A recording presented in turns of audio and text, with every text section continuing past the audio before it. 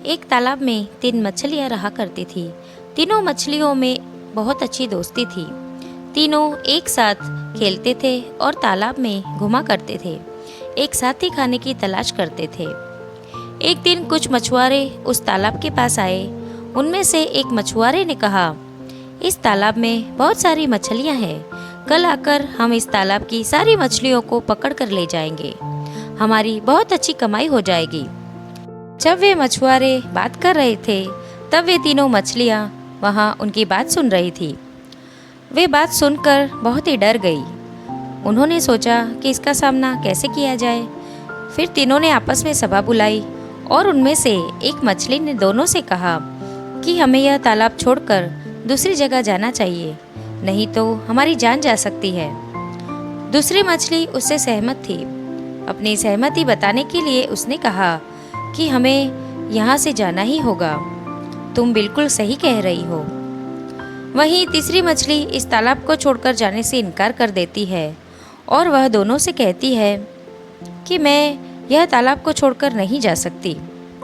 यहाँ हमारे पूर्वजों का घर है और यहाँ हमने अपना बचपन भी बिताया है, तो हम कैसे इस जगह को छोड़कर जा सकते हैं। मैं नहीं जाने वाली, मैं यहीं रुकूंगी। और वैसे भी अभी खतरा आया कहाँ है। हो सकता है कि वो आए ही नहीं। जब तक खतरा सामने नहीं आएगा मैं ये तालाब छोड़कर कहीं नहीं जाऊंगी। हो सकता है कि मछुआरों को मछली से भरा कोई दूसरा तालाब मिल जाए और वे यहाँ आए ही नहीं।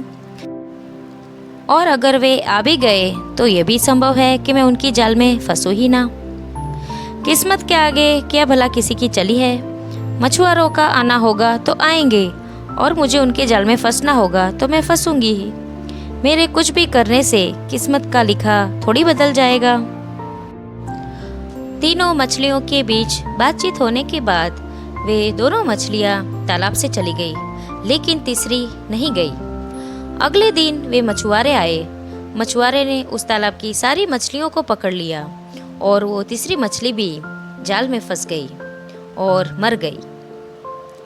इस कहानी से हमें यह सीख मिलती है कि हमें किस्मत के भरोसे नहीं रहना चाहिए। हमें हमेशा अपने आप को सुरक्षित रखना चाहिए।